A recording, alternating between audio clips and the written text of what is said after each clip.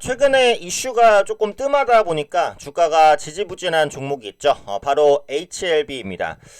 HLB 리보세라닙의 병용요법 관련해서 FDA 통과 기대감이 계속해서 부각이 되다가 아무래도 이제 클래스2 분류로 인해서 한 6개월 이내에 결과가 나오다 보니까 요게 이제 한 내년 3월 정도의 결과가 나올 것 같아요. 그러니까 지금부터 한 2달 반에서 3달 정도는 좀 기다려야 결과가 나올 것 같아서 그 이전에 뚜렷한 이슈가 나오고 있지는 않습니다. 그래서 주가 측면에서는 급등 이후에 다소 눌리는 흐름을 보이고 있지만 내년 초 FDA 승인에 대한 기대감은 여전히 견고하게 유지되고 있습니다. 그래서 내년에 FDA 승인 기대감이 있는 대표 종목 중에 하나가 또 HLB가 아닐까 싶은데 K바이오헬스의 새 FDA 허가 도전 이어간다라는 기사가 하나 나왔어요. 그래서 2025년 국내 바이오 헬스 분야 미국 FDA 허가 예상 품목인데 여기 이제 제약에서는 HLB의 리보세라닙이 있죠. 네, 간암 치료제입니다. 그 이외에 HK 이노엔, 삼성바이오 에피스, 셀트리온 등등의 기업들, 의료기기 관련해서 뷰노, 딥노이드 이런 기업들이 있으니까 2025년 바이오 헬스 분야의 FDA 허가 예상 품목입니다. FDA 허가는 상당히 큰 영향력이 있다는 거 알고 계시죠? 글로벌적으로도 파급력이 있습니다. 그만큼 효능 그리고 안정성 이런 부분들을 대내 외적으로 인정받았다라고 볼 수 있는 거기 때문에 FDA 승인은 상당히 큰 이슈라고 보시면 될 것 같아요. 주가가 언제든지 퀀텀 점프할 가능성이 열려 있다라는 거죠. 예전에 K바이오와는 완전히 달라졌습니다. 예전에는 임상, 일상, 이상 그냥 들어가기만 하면 급등, 기대감이 있다 급등 이랬지만 지금은 아니에요. 투자자분들도 많이 똑똑해지셨기 때문에 제약바이오주에 뭔가 작은 이슈가 있다고 해서 이게 현실화 가능성이 없다라고 한다면 주가가 상승하지도 않고 상승해도 그 힘이 오래가지 않습니다. 그래서 실제로 이게 기술력이 검증이 된 건가, 매출에 대한 가시성이 있는가, 이런 부분들이 확인이 돼야 주가가 끊임없이 올라갈 수 있다는 거죠. 알테오젠이 대표 사례라고 보시면 되겠죠. 키트로다 SC 모멘텀으로 인해서. 어쨌든 그래서 관련 내용을 한번 보면 여러 가지 이제 의약품에 대한 기대감이 있는데 그 중에서 이제 HLB의 그 리보세라닙 병용요법에 대한 기대감이 상당히 크다라는 부분입니다. 여기 있죠. 허가 제도전이 내년 초에 판가름이 날 것 같아요. 보완 요구를 한번 받았었고요. 관련 내용은 다 영상으로 올려드렸었고 지난 9월 보완사항을 정비해서 FDA에 재심사 서류를 제출했습니다. 그리고 10월 FDA BIMO 실사에서 보완할 사항 없음 판정을 받았어요. 요때 이제 주가가 한번 급등을 했고요.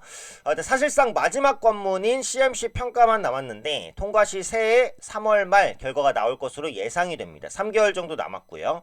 여기서 FDA 승인을 받게 되면 2029년까지 미국 간암 1차 치료제 시장에서 과반 점유율을 확보하고 매출 3조 원을 달성하겠다는 목표입니다. 이건 목표치이기 때문에 가시성은 둘째 치더라도 이번에 CMC 평가만 통과가 된다라고 한다면 사실상 FDA를 다 통과하는 것이다 라는 거죠. 기업의 밸류는 분명히 다르게 평가가 됩니다. HLB는 그동안 워낙에 투자자분들께 기대와 실망감을 반복해서 드리다 보니까 기업의 신뢰가 많이 떨어지긴 했어요. 하지만 3월 달에 이제 CMC 통과만 진행이 된다라고 한다면 그동안의 실망을 한 방에 메울 수 있는 강력한 주가 모멘텀으로 작용할 가능성이 높다라는 거죠. 그래서 기대감은 계속해서 유지를 시키시면 될 것 같고 여기까지 왔다는 것 자체가 이제 실체가 있다는 겁니다. 그래서 그 약의 효능이라든지 이런 부분이 검증이 안 되면 여기까지 오지도 못해요. 사실상 마지막 관문이라고 보시면 되겠고요. 크게 나오는 기사들은 아니지만 이제 긍정적인 기사들은 하나씩 나오고 있어요. 리보세라닙 병용요법이 유방암 치료제로 중국 허가를 받았다. 요런 이슈죠. 리보세라닙의 중국 내 판권을 보유한 항서제약이 적응증을 확대하고 있다라는 겁니다. 그래서 음성 유방암 치료제로 허가받았다라는 이슈죠. 지난 4월에는 난소암 치료제로 허가를 받았고요. 이번에는 유방암 치료 목적으로도 승인이 된 겁니다. 그래서 임상 3상에서 리보세라닙과 플루조파립 병용요법의 무진행 생존기간이 11개월, 단독이나 화학요법 대비해서는 명확하게 높게 나타났다는 겁니다. 기존에 3개월, 6.7개월이었는데 11개월이니까 상당히 크게 개선이 됐죠. 그래서 리보세라닙 관련된 긍정적인 기사들 계속 나오고 있고 요것도 보시면 이제 최근에 나온 기사인데 리보세라닙 병용요법이 간암 치료제 경제성을 입증했다라는 기사가 나왔어요. 넥사바 대비해서 삶의 질이 개선된다라는 거죠. 간암 치료제 리보세라닙과 칼렐리주마 병용요법 1차 치료제인 넥사바 대비 효력이 우수할 뿐만 아니라 비용적인 면에서 효율적이라는 연구 결과가 나왔다. 이게 이제 일주일 정도 전에 나온 기사입니다. FDA의 품목 허가를 위해 제출한 리보세라닙과 칼렐리주맙 병용요법 글로벌 3상 데이터를 기반으로 한다라는 부분입니다. 전 세계 13개 국가에서 543명의 환자를 대상으로 진행을 했고요. 그러니까 가성비가 좋다라는 부분들, 그리고 넥사바 대비해서 환자의 삶의 질이 향상됐다라는 부분들, 요 리보세라닙 병용요법에 대한 기대감이 그만큼 크게 반영되고 있다라고 보시면 되겠죠. 그래서 결과론적으로는 어찌되었던 간에 내년 3월 말 정도에 최종적인 결과가 나올 것으로 보입니다. 그럼 거기서 아마 판가름이 나겠죠. 그래서 FDA 승인에 대한 기대감이 어느 때보다도 높다. 다만 최근에 이제 기사가 좀 나오지 않았고, 그다음에 탄핵이라든지 이런 전국 때문에 요 급등에 대한 폭을 거의 다 반납을 했어요. 그래서 현재 주가가 66,700원 현재 시간 기준으로 급등 폭을 한 70% 정도는 돌린 상태입니다. 이렇게 이제 갭이 떨어지면 보통 이제 갭을 메워야 되는데 요 급등으로 갭은 다 메웠어요. 그럼 기술적으로도 어때요? 메운 갭이기 때문에 부담은 많이 줄어들었다라는 거죠. 그래서 어찌되었던 간에 3월 전에는 분명히 반등할 수 있는 모멘텀을 가져갈 수 있을 것으로 봅니다.